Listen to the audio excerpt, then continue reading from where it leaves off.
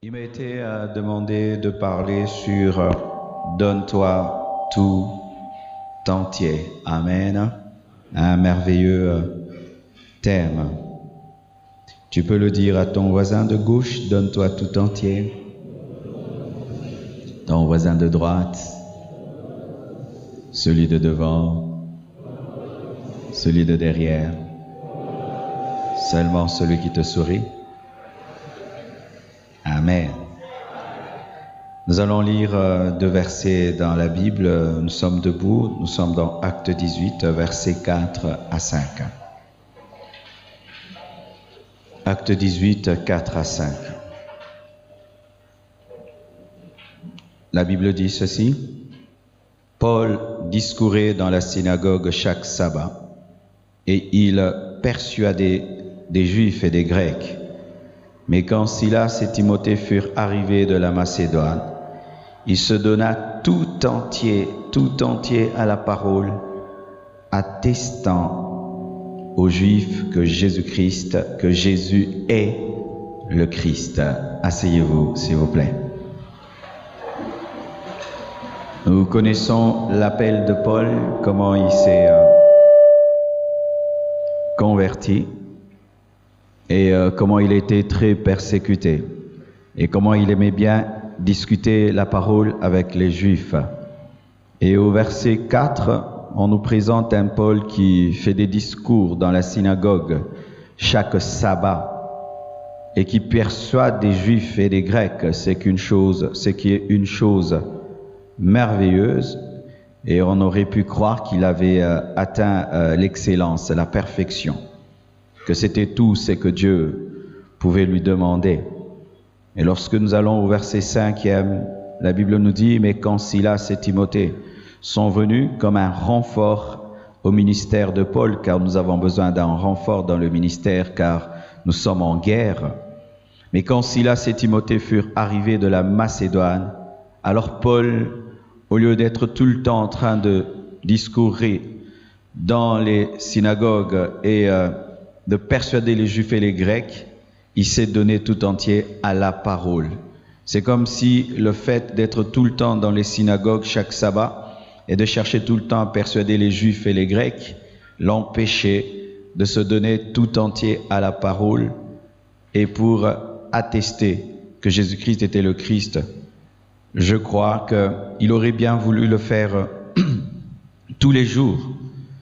Mais comme il n'y avait pas Timothée et Silas, il ne faisait que le sabbat. Mais lorsque ce renfort est venu, il pouvait le faire mieux encore. Et des fois, bien aimés, lorsque nous servons Christ, chaque sabbat, nous pensons que nous faisons bien, jusqu'à ce qu'il y ait le renfort de Silas et de Timothée, pour que nous puissions le faire tous les jours. Alléluia. Tu peux te donner, c'est bien, mais il faut te donner tout entier. Avant la présence de Silas et de Timothée, Paul se donnait à la parole de Christ. Mais lorsqu'ils sont venus, il s'est donné tout entier. Et nous sommes venus aujourd'hui, comme Timothée et Silas dans ta vie, pour t'aider à te donner tout entier. Alléluia. C'est pourquoi je veux vous parler cet après-midi de 5 types d'hommes face à la consécration totale. Car il s'agit là de la consécration totale. Lorsqu'on dit « donne-toi tout entier », ça veut dire que Dieu veut que tu puisses te consacrer à lui totalement, corps, âme et esprit. C'est ça le désir de Dieu, que tu puisses te consacrer totalement. Et face à cette consécration totale que Dieu nous demande par sa parole et par son esprit, il y a 5 types d'hommes. Bien-aimés frères et sœurs, nous pouvons être assis l'un à côté de l'autre, fréquenter une même église, être dans un même groupe d'étudiants, mais sachez que nous n'avons pas le même niveau de consécration. Sinon, tous les hommes iront au ciel et tous les hommes iront en enfer. Et s'il y a certains qui iront en enfer et d'autres iront au ciel, s'il y a certains qui rateront l'enlèvement et d'autres seront enlevés, c'est parce que nous sommes différents. Nous sommes différents dans notre consécration. Nous sommes différents dans notre manière de le servir, que ce soit les pasteurs, les apôtres, les prophètes. Nous ne servons pas tous de la même manière. Nous ne nous consacrons pas tous de la même manière. Porter le nom de chrétien est une bonne chose, mais il faudrait vraiment être un chrétien totalement consacré.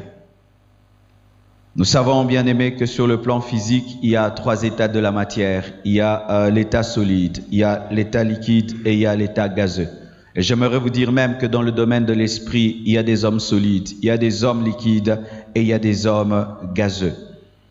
Le solide n'est jamais enlevé, le liquide non plus, c'est seulement le gazeux qui est enlevé. Alléluia. Et voici mes frères et sœurs, qui sont les hommes solides? Lorsque je parle de la solidité, je ne parle pas d'abord de la pierre, j'aimerais parler d'un glaçon. C'est quelque chose de très froid, de très dur. Et c'est ça, les hommes solides. Ce sont des hommes qui refusent de se consacrer à Dieu, qui refusent de se donner à Jésus, qui refusent de croire en lui, qui refusent de l'accepter dans leur vie comme Seigneur et Sauveur. Ce sont des hommes froids, ce sont des hommes solides qui disent non. Certains même prétendent que Dieu n'existe pas, qu'ils ne croient pas en Jésus-Christ, que c'est les sauveurs de blancs. Il leur faut un sauveur des noirs. Ce sont des hommes solides. Des hommes qui, à cause de leur niveau intellectuel, donnent des preuves de l'inexistence de Dieu. À cause de la multitude de leurs diplômes, au lieu de comprendre par leur découverte que Dieu existe, ils en profitent pour prouver que Dieu n'existe pas. Des hommes solides, des hommes glaçons, des hommes animaux. Bien-aimés frères, sœurs, lorsque tu n'as pas donné ta vie à Jésus-Christ, tu es un homme animal, semblable à un coq, semblable à une poule, et d'ailleurs pire. Parce que le coq et la poule, lorsque ils meurent, ils ne vont pas en enfer, car lorsqu'un animal meurt, il disparaît. Mais lorsqu'un homme créé à l'image de Dieu meurt, il ne disparaît pas. Il va dans le feu éternel. Et tout homme qui refuse de donner sa vie à Jésus-Christ est un homme animal. Et les animaux ne seront pas enlevés. Les animaux n'entreront pas au ciel. Et un homme animal n'entrera pas au ciel. Bien-aimés, faites très attention avec ces faux raisonnements que certains au milieu de vous ont, disant que comme je suis créature de Dieu, donc je finirai au paradis. Ce n'est pas ça la Bible. Il faudrait qu'après ta création, tu puisses connaître la nouvelle naissance qui fait de toi un enfant de Dieu, qui te transforme en homme animal, en homme spirituel. Tant que tu n'as pas connu cela, même si tu es sorti d'une famille de chrétiens, même si tu étais baptisé dans ton enfance et tu es allé à l'église depuis ton enfance, si tu n'as pas connu une expérience de régénération, tu ne finiras pas au ciel, tu finiras en enfer, car tu ne t'es pas donné. Et si tu ne peux te donner à Christ pendant que tu es vivant, il n'a que faire de ta mort. Alléluia. C'est pourquoi, mes frères, c'est maintenant que vous êtes jeunes, que vous devez le servir, alors que vous respirez, que vous êtes en bonne santé. C'est maintenant, et pas pour avoir des points, pas pour réussir à l'université, mais pour aller au ciel. Amen. Car des fois, les chrétiens universitaires se donnent à Christ seulement pour réussir et finir leurs études. C'est de l'escroquerie. Il fallait que tu trouves un fétiche pour finir tes études. Alléluia. Lui t'attendra après ton diplôme, lorsque tu seras un grand cadre dans ce pays, que tu continues à le servir, l'adorer en esprit et en vérité. Je ne suis pas venu vous présenter un fétiche pour réussir dans vos études. Je suis venu vous présenter un Seigneur à qui vous devez vous donner totalement. Alléluia. Les hommes solides, froids spirituellement, alors qu'on prêche la parole, il ne ressent rien du tout. Rien du tout. Il est là comme dans un théâtre en train d'écouter un orateur. La seule différence, c'est que je suis en train de parler de la Bible et ce n'est pas différent de son prof, de ceci et de cela. Ici, ce n'est pas un orateur, ce n'est pas un discoureur, c'est un messager de la bonne nouvelle qui est venu pour ton salut afin que tu te donnes à Jésus-Christ. Face à la consécration totale, il y a des hommes solides, des hommes froids, des hommes animaux qui refusent. Et j'aimerais dire refuser, refuser. Bien-aimés, tous les hommes qui finiront en enfer auront refusé. Dieu n'a créé aucun homme pour aller en enfer. Tout homme qui finira en enfer l'aura choisi. Et nous choisissons maintenant. Comment le Dieu d'amour peut envoyer sa créature en enfer? Et moi je te réponds, comment une créature peut refuser son créateur? Oh, Dieu est tellement bon. Pourquoi il peut envoyer sa créature en enfer? Bien-aimé, une BMW ne refuse jamais l'entreprise BMW. Lorsque une Toyota est en panne, elle aimerait bien aller vers Toyota pour être arrangée. Mais toi, c'est Dieu qui t'a créé. Mais tu préfères l'impudicité, tu préfères la mode, tu préfères l'occultisme et la magie. Et tu n'aimerais pas finir dans le garage du diable. Le garage du diable, c'est l'enfer. Ce n'est pas la faute de Dieu. Dieu ne t'a pas créé comme un robot pour te téléguider. Crois, ne crois pas. Crois, ne crois pas. Non, il t'a créé avec une volonté souveraine, car tu es créé à son image, à sa ressemblance. C'est pourquoi dans le jardin d'Éden, il y avait une porte de sortie appelée l'arbre de la connaissance du bien et du mal, car Dieu ne voulait pas des prisonniers, mais il voulait des abandonnés. Aujourd'hui, tu choisis ou tu refuses. Tu choisis la vie ou la mort. Tu choisis de te donner ou de ne pas te donner. Et en choisissant, tu as choisi comment tu finiras. Celui qui sème des arachides et attend des pommes est un fou. Et celui qui sème l'incrédulité et attend le salut est un fou spirituel. Je préfère être un fou physique qu'être un fou spirituel, où tu sèmes la tricherie et tu attends le ciel. Tu sèmes l'incrédulité et tu attends le ciel. Tu sèmes le vol et tu attends le ciel. Bien-aimé, c'est de la folie. Tu es un fou spirituel. Bien habillé, mais un fou. Frères, sœurs, il y a un exemple d'un homme solide, d'un homme froid, le brigand. Le brigand qui était à la gauche de Jésus. Vraiment, ça c'est parmi les grands fous du monde. C'est devant la mort que même les personnes qui n'aiment pas prier, qui n'aiment pas Dieu, manifestent même un peu de spiritualité. Mais cet homme est à côté d'un homme qui a fait des miracles et des prodiges, mais est en train de lui parler en mal. Jusqu'à la fin de sa vie, cet homme refuse de croire en Jésus et de se donner. Mais l'autre croit et Jésus lui fait une promesse qu'ils vont se retrouver dans le paradis. Il s'est donné et il finit au paradis. L'autre a refusé, il n'a reçu aucune promesse car il allait finir dans le feu. Des brigands. Un brigand en train de souffrir, subissant sa propre condamnation, a refusé le salut de dernière minute car il pouvait être sauvé même sans être baptisé.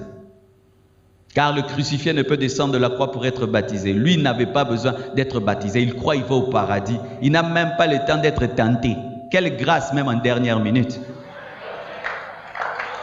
Face à cette opportunité, il a le Sauveur à côté de lui, mais il le néglige parce qu'il n'est pas sur un trône, alors qu'il faut d'abord être à la croix pour être sur le trône.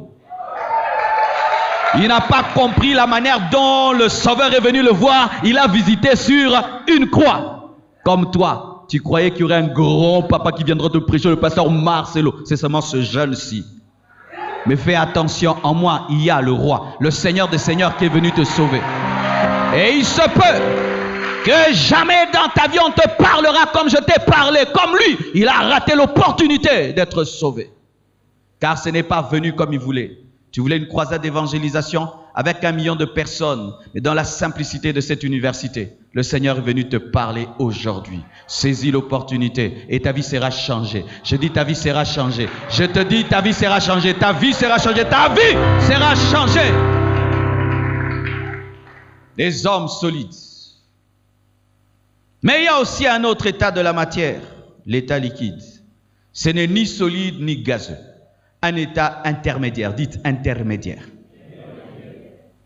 Ce sont ceux qui sont un peu chauffés, parce que lorsqu'on chauffe un glaçon avant de devenir du gaz et s'évaporer, le solide passe par une étape liquide, un peu chauffé. Il n'est pas aussi froid que les glaçons, mais il n'est pas aussi chaud que la vapeur. Les chrétiens tièdes, ils croient en Jésus-Christ jusqu'à un certain niveau. Ils s'abandonnent, mais pas totalement. Ils abandonnent l'impudicité, mais pas la tricherie. N'est-ce pas que tu as abandonné l'impudicité, mais pas la tricherie? Tu as abandonné l'impudicité, mais pas la tricherie.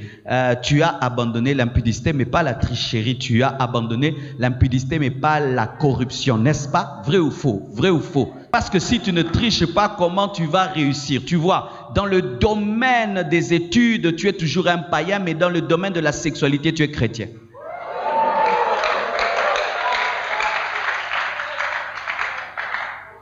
Tu as abandonné l'impudicité, mais tu n'as pas abandonné la pornographie. N'est-ce pas? N'est-ce pas? N'est-ce pas? Tu ne touches pas, mais tu vois. N'est-ce pas? Toucher, tu ne touches plus. Mais voir, tu continues à voir. Dans le domaine du toucher, tu es chrétien. Dans le domaine des yeux, tu es païen, chauve-souris. Étape intermédiaire, tiède. Il n'est pas solide, il n'est pas gazeux, il est liquide. Mais le liquide n'est jamais évaporé. Ce sont des gens qui avaient 10 copines, tu abandonnes les 10 copines, tu gardes une seule, la principale, la pièce maîtresse. La Bible nous présente un tel homme, le jeune homme riche. Le jeune homme riche, lorsqu'il a rencontré Jésus-Christ et il a parlé, Christ a reconnu que c'était un homme spirituel. Il a reconnu qu'il connaissait des choses, mais il a remarqué que dans le domaine de l'argent, dans le domaine des biens de ce monde, il était encore idolâtre. Et il lui dit, vends tous tes biens et donne-les aux pauvres et suis-moi. Et cet homme est tombé dans la tristesse, a refusé. Dans quel domaine de ta vie tu résistes? Dans quel domaine? Oui, tu as cru. Oui, tu vas à l'église. Oui, tu es baptisé. Oui, tu es serviteur de Dieu. Mais dans quel domaine, lorsque la parole de Dieu te touche, du coup, tu deviens triste. Tu aimerais que ce verset disparaisse de la Bible. Tu aimerais que des prédicateurs qui prêchent ces messages disparaissent. Tu n'aimerais pas entendre cela. Si ça dépendait de toi, il fallait qu'on enlève ce verset. Intermédiaire. Ayant quitté la solidité sans entrer dans l'état gazeux. Consacré, mais en partie. Lavé, mais en partie. Comme ces enfants qui, des fois, regardent la télévision et tu lui dis, va te laver. Mais il aime tellement la télé plus que l'hygiène. Et qu'est-ce que les enfants font? Ils lavent les pieds, lavent le visage et les mains. Là où papa va vérifier, mais sous les aisselles, ça sent très mauvais. Bien aimé, vos aisselles spirituelles sentent comment? Vos aisselles spirituelles sentent comment? Ces domaines cachés qui ne sont pas vus sentent comment?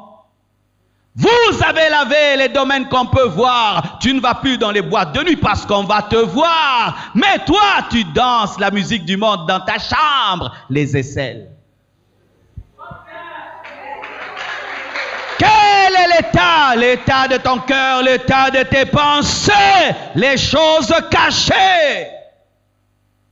Se consacrant, mais en partie, pas totalement. Oui, j'aime Dieu dans tel domaine et dans tel domaine, mais là, il m'énerve. Il m'énerve lorsqu'il me dit qu'il faut que j'attende épouser une femme pour la connaître. Mais toi, déjà avec ta fiancée, vous vivez comme des mariés, n'est-ce pas? N'est-ce pas? Demi-consacrés, tièdes, compromis, mélangés. Tu vis dans une dualité, un mélange du monde et de Dieu, de l'esprit et de la chair. Tu as stagné dans ta consécration.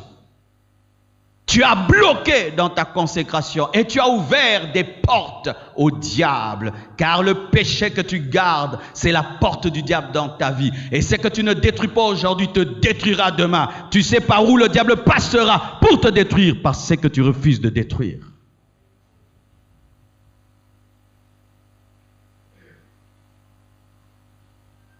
Ananias et Saphira sont tombés dans ce piège. Ils devaient donner la totalité de la vente de leurs champs. C'est ce qu'ils avaient promis à Dieu par l'Esprit. L'Esprit les amène à faire une offrande totale mettant de 100 000 $. Mais la chair leur dit, donnez 50 000. Et qu'est-ce qui leur est arrivé? Ils sont morts. Certains, ce n'est pas le champ que vous devez donner, ni une voiture, ni une maison, c'est votre vie. Et l'Esprit t'a convaincu de donner tout, mais tu as donné la moitié, c'est pourquoi tu es mort spirituellement. Tu es un chrétien sans joie, rempli de culpabilité, sans onction et sans puissance, mais tu t'appelles chrétien car il y a une partie que tu as retenue. Étant devenu le Saint-Esprit de vous-même, décidant vous-même jusqu'où vous pouvez le suivre. Je peux le suivre jusque-là. Pas là. Je ne suis pas pasteur. Pas là. Moi, je ne suis pas prédicateur. Qui vous a dit que Dieu est le Dieu des pasteurs? Nous sommes tous un royaume de sacrificateurs. Tout enfant de Dieu est un serviteur de Dieu. Tous nous sommes des serviteurs de Dieu. Tous nous sommes des serviteurs de Dieu. Et nous avons reçu le même Saint-Esprit. Liquides. Les chrétiens liquides ne seront pas enlevés. Comme la femme de Lot qui s'est consacrée en partie. Et cette consécration en partie l'a empêché d'être sauvée. Car même si le feu était qu'à Sodome et Gomorrhe, les déflagrations de ce feu ont touché la plaine et l'a transformée en statue de sel. Si Jésus-Christ revient maintenant, es-tu sûr d'être enlevé?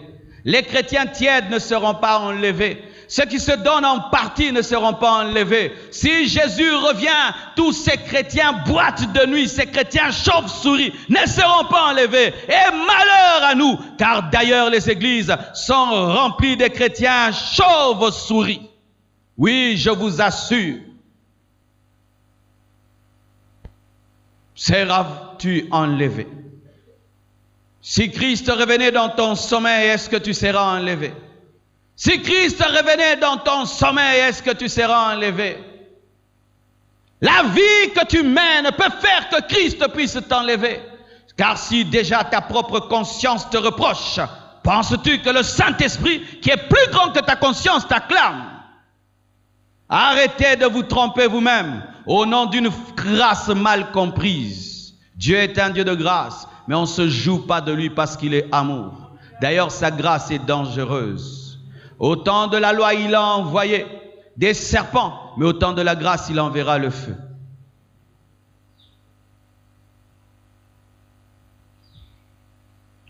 Et lorsque le solide est chauffé, il devient liquide. Mais quand il est chauffé davantage, ce solide devient gazeux. Il atteint le maximum de sa chaleur. Et ce qui était palpable devient vapeur. Et ça, c'est un homme totalement consacré, comme Paul était totalement consacré. Bien-aimé, c'est le niveau auquel Dieu t'appelle, où tu lui offres ton corps, ton âme et ton esprit. Tu lui offres tes yeux, tes paroles, ton temps, tes pensées, toute ta vie comme une offrande, tu l'offres. Comme cette offrande que tu as déposée dans le panier, elle n'est plus à toi. Elle est partie dans le diaconat. Elle va servir à acheter un micro, acheter ceci. Et tu n'as plus de pouvoir sur cet argent. Il en est de même. Lorsque tu te consacres totalement, tu ne t'appartiens plus. C'est alors que Paul dit, ce n'est plus moi qui vis, c'est Christ qui vit en moi. Ma vie ne m'appartient plus. Dieu nous appelle à cela, mes frères. Ton corps n'est pas à toi, ce corps n'est pas à moi, il appartient à Jésus. Mon temps n'est pas à moi, il appartient à Jésus. Mon argent n'est pas à moi, il appartient à Jésus. Tout ce que je suis appartient à Jésus. Et s'il dit plus ceci, je dois le faire, je suis son esclave. Seuls les chrétiens totalement consacrés seront enlevés. Comme seul le gaz s'élève vers les hauteurs. Frères et sœurs, l'épouse de Christ, c'est seulement l'église qui lui est totalement consacrée. Une église qui n'est pas totalement consacrée à Christ n'est pas l'église, c'est une prostituée. Une prostituée, une prostituée. Une église qui est dans le monde, une église qui demeure dans le péché, dans la rébellion, c'est une prostituée. Et Christ n'enlève pas l'église prostituée, il enlève l'église épouse. De la même manière, tu attendras à ce que ta femme te soit totalement soumise et totalement dévouée. C'est ce que Christ attend de toi. Comment, étant un homme, tu aimerais que ta femme n'aime que toi, mais toi, tu es la femme de Jésus, tu peux aimer le monde et aimer Jésus.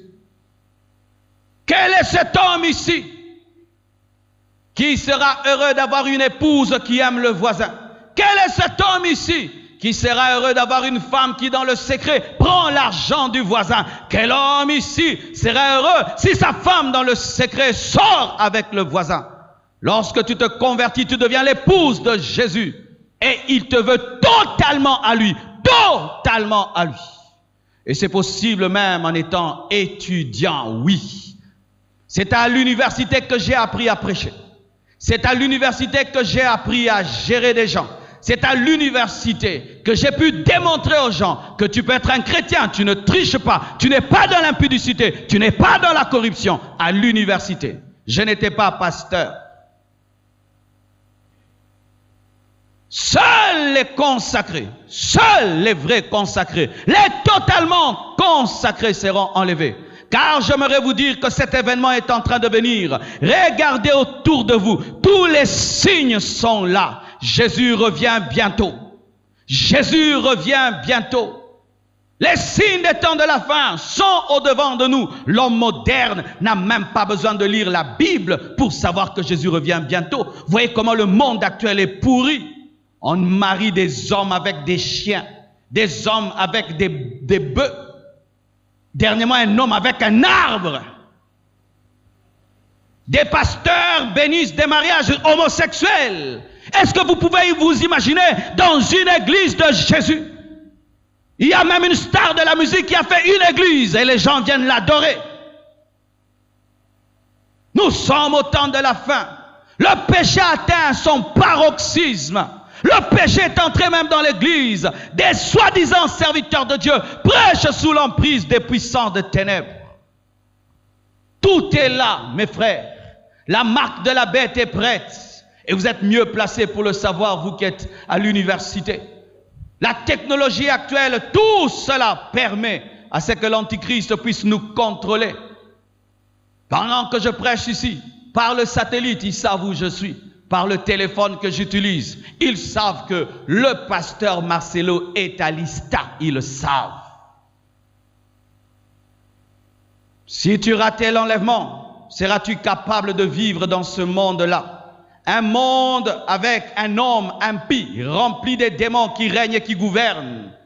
Personne ne pourra acheter ni vendre sans avoir la marque de la bête. Personne ne pourra étudier. Personne ne pourra avoir des soins médicaux. Personne ne pourra voyager. Personne ne pourra acheter la nourriture, ni l'eau, ni l'électricité sans avoir la marque de la bête. Personne ne pourra avoir le train. Personne ne pourra avoir des unités. Personne ne pourra acheter un téléphone. Personne ne pourra payer un loyer. Êtes-vous capable de vivre dans ce monde-là? Alors que nous avons l'opportunité aujourd'hui, voyez là, je suis en train de crier, parlant de Jésus. Quelle grâce nous avons. C'est maintenant que tu dois être sérieux dans ton christianisme et de mettre de côté tous les péchés qui te séparent de Dieu. Et que le Saint-Esprit t'aide, que le Saint-Esprit t'aide, que le Saint-Esprit t'aide, que le Saint-Esprit t'aide à être sérieux. Mais voyez, lorsque on baisse la température, ce qui est gazeux peut redevenir liquide. Ce sont ces personnes qui, après avoir atteint un certain niveau maximum de consécration, reviennent en arrière, perdent leur premier amour, comme l'église d'Éphèse dans Apocalypse, qui hier avait beaucoup aimé Dieu, mais après a rétrogradé, a décéléré. Vous savez, quand on décélère, je peux être à 100 km à l'heure, et puis je décélère, je suis à 50, mais je suis toujours en train de courir. Et celui qui court à 20 peut dire que je cours très très vite, alors que j'ai arrêté de courir comme avant. Et les gens disent que tu es très très spirituel, parce que tu es plus spirituel qu'eux, mais tu es moins spirituel que quand tu étais un jour spirituel. Ce qui compte pour Dieu, ce n'est pas que tu puisses courir plus que l'autre, mais que tu puisses courir comme tu avais couru. Toi qui hier avais aimé Dieu, toi qui hier étais consacré totalement, mais aujourd'hui tu es consacré partiellement. Tu n'as pas quitté la course, mais tu as décéléré. Et Dieu te dit, ce que j'ai contre toi, c'est que tu as perdu ton premier amour. Répands-toi et reviens à ton premier amour. Tu n'as pas abandonné Jésus, mais tu ne pries plus. Tu ne pries plus, tu pries seulement à l'église, tu as décéléré. Tu n'as pas quitté la foi, mais tu ne lis plus la Bible toi-même. Tu la lis qu'à l'église, tu as décéléré. Tu n'as pas quitté la foi, mais tu ne gagnes plus les âmes, tu as décéléré. Avant, tu ne supportais même pas les péchés en pensée. Maintenant, tu pêches en pensée, tu as décéléré. Tu ne pouvais supporter la compagnie des pervers. Maintenant, ce sont tes amis. Mais tu n'as pas abandonné la foi. Mais tu aimes la compagnie des pervers. Tu as décéléré. L'onction sur ta vie a diminué. Tu n'as pas perdu l'esprit, mais tu as perdu l'onction. Tu as décéléré. Tu servais Dieu avec amour. Maintenant, tu le sers par contrainte, par obligation, par responsabilité. Avant, c'était l'amour qui te poussait. Maintenant, c'est la responsabilité. Le pasteur, les frères vont dire, on va me chercher. J'ai des obligations. Tu as décéléré. Tu as perdu ton premier amour. Comme l'église d'Éphèse. Des personnes qui hier étaient gazeux, mais sont redevenues liquides.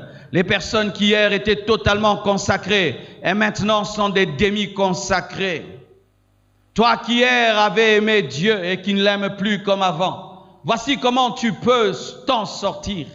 Celui qui a aimé hier peut aimer aujourd'hui encore, car tu n'es pas mort, c'est toujours toi. Si hier tu pouvais aimer Dieu à 100%, tu peux l'aimer encore. Dieu peut te restaurer. Dieu peut te rendre le premier amour. Dieu peut te rendre la première onction. Dieu peut te rendre la première vie. Dieu peut te rendre la plénitude. Dieu peut te rendre le feu. Dieu peut te rendre cela. Mais tu dois le vouloir et tu dois revenir. Mais d'autres, ce qui est pire, ce sont déjà des gens qui avaient atteint le niveau gazeux, consacrés totalement et redeviennent liquides, mais pire encore, deviennent solides. Des gens qui deviennent des païens. Hier, tu étais un prédicateur, aujourd'hui tu es un païen. C'est toi le grand bagarreur de cette université. Mais hier, c'était toi qui prêchais, c'était toi qui priais. C'est toi aujourd'hui qui es le coureur de jupons. Mais quand tu es venu dans cette université, c'était toi le frère en Christ. Mais ça fait 5 ans que tu as perdu tout. Tu es devenu un païen. De sorte même que lorsque tu parles de ta vie chrétienne ancienne. On ne croit pas. On dit, toi, tu étais chrétien. J'aimerais parler à tous ceux qui un jour ont aimé Dieu et ont servi Dieu. Mais vous avez fini par l'abandonner. Pas rétrogradant seulement, vous êtes devenus des païens, des païens, des païens. Le prédicateur est devenu païen. L'intercesseur est devenu un païen. L'adorateur est devenu un païen. Arrêtez de vous promener comme ça, vous me distrayez. Devenus des païens, mes frères et sœurs. Lorsqu'un homme esprit spirituel et il redevient comme un païen, il y a 2 choses, dites 2 choses. Soit c'est un apostat, soit c'est un rétrograde. Un rétrograde, c'est quelqu'un qui abandonne Dieu, mais qui peut revenir, comme le fils prodigue qui a abandonné la maison de son père. Il peut se repentir. Quelqu'un qui a prié de tout son cœur, qui a servi Dieu, peut connaître des moments de faiblesse et de tentation, où il rentre dans le monde comme un païen. Mais Dieu peut le toucher et il peut revenir. Mais quand tu t'entêtes et tu ne rentres pas, une maladie grave peut t'atteindre qu'on appelle l'apostasie, où tu deviens comme le diable et les démons. Lucifer était un serviteur de Dieu consacré, qui a abandonné le chemin de Dieu et qui est devenu son ennemi éternel, l'apostasie. La Bible nous dit ceci dans Hébreux, concernant l'apostasie. Car il est impossible, Hébreux 6, versets 4 à 8. Car il est impossible que ceux qui ont été une fois éclairés, qui ont goûté le don céleste, qui ont eu part au Saint-Esprit, qui ont goûté la bonne parole de Dieu et les puissances du siècle à venir, et qui sont tombés, soient encore renouvelés et amenés à la repentance, puisqu'ils crucifient pour leur part le Fils de Dieu et l'exposent à l'ignominie. Lorsqu'une terre est abreuvée par la pluie qui tombe souvent sur elle, et qu'elle produit une herbe utile à ceux pour qui elle est cultivée, elle participe à la bénédiction de Dieu. Mais si elle produit des épines et des charbons, elle est reprouvée et près d'être maudite, et on finit par y mettre le feu. Il s'agit là des apostats.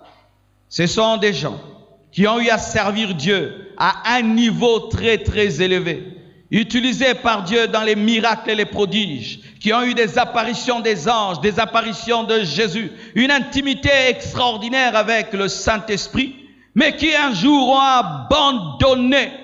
La Bible nous dit que Dieu ne peut les ramener à lui, car si l'œuvre de la croix ne les sauve pas, qu'est-ce qui les sauvera encore? Faites très attention à toutes ces personnes qui hier ont servi Dieu de tout leur cœur, s'étaient consacrées totalement, mais qui rentrent dans le monde. Souvent, ces personnes deviennent des instruments du diable extraordinaire, des instruments de Satan. Pourquoi? Parce qu'ils connaissent l'Église plus que quiconque et connaissent la faiblesse des chrétiens. Toi qui aujourd'hui sers Dieu, sers-le jusqu'à ta mort.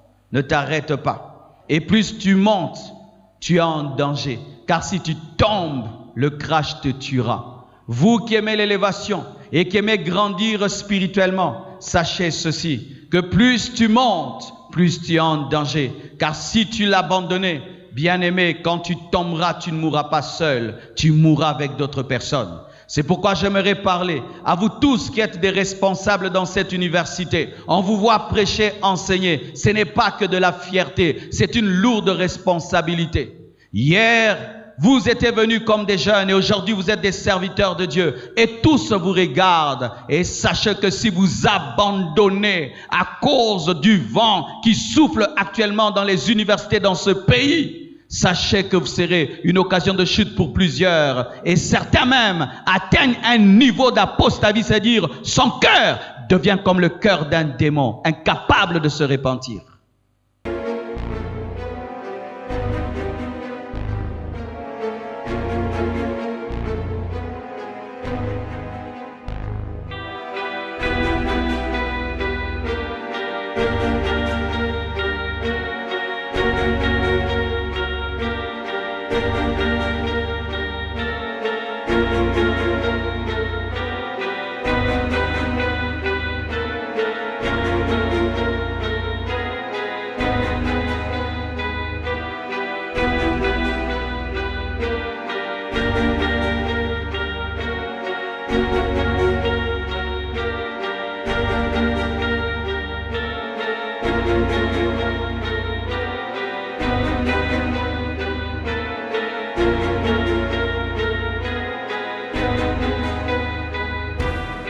Vivant, répands-toi, mon frère.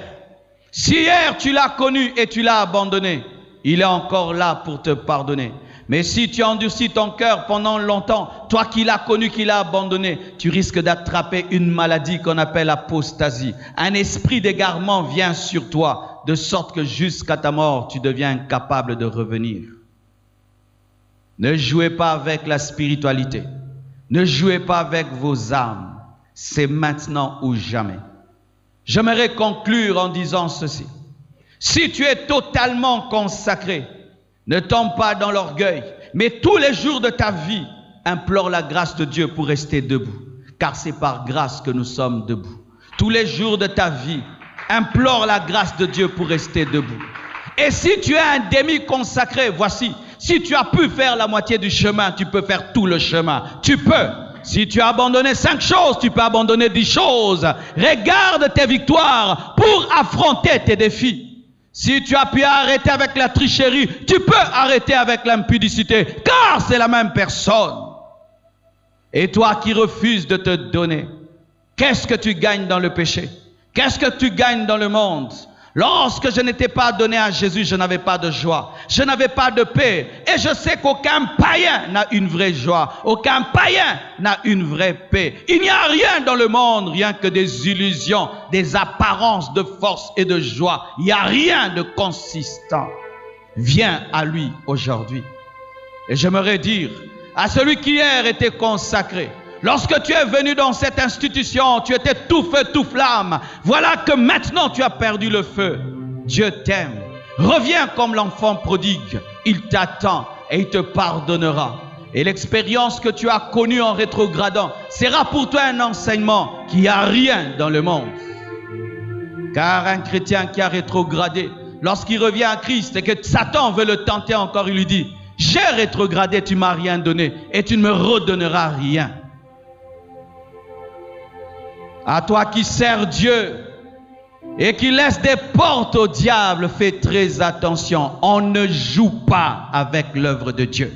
Vous qui vous tenez à des micros ici, qui vous tenez ici, faites très attention. On ne joue pas. On ne joue pas. Se tenir ici, ce n'est pas comme dans un concert où tu prends un micro, tu chantes. Faites attention. Lorsque tu n'as pas une vie conséquente, ne montez pas ici. Quand vous n'avez pas une vie conséquente, ne montez pas là-bas. N'osez pas monter là-bas. Vous attirez des combats qui vous dépasseront. Car lorsqu'un bébé va au front, on considère que c'est un militaire. Et on va prendre une arme, un obus, on va jeter sur le bébé. Pourquoi? Il s'est comporté comme un militaire. Aujourd'hui, chanter, prêcher est devenu une mode au Congo. C'est devenu la mode. Bien-aimé, le ministère est galvaudé. Servir Dieu, c'est devenu rien du tout. Tout le monde décide, j'ai un ministère, j'ai un ministère. Faites attention. Faites attention. Car trop s'approcher de Dieu sans être honnête peut déformer ton cœur. De sorte que tu atteins un niveau où on ne peut plus t'enseigner parce que tu t'es placé là où tu ne devais pas être placé. À vous tous qui servez Dieu et qui avez servi Dieu, mais dans le secret de vos vies, vous l'avez abandonné. Vous l'avez trahi. Vous prêchez des choses et vous vivez le contraire. Vous dites des choses et vous vivez le contraire. Repentez-vous sincèrement avant qu'il ne soit trop tard. Tant qu'il y a la vie, il y a l'espérance. Un chien vivant vaut mieux qu'un lion mort. Mais fais-le pendant que tu es vivant. Donne-toi tout entier à Jésus. Et le Saint-Esprit est là pour t'aider. Que Dieu vous bénisse abondamment.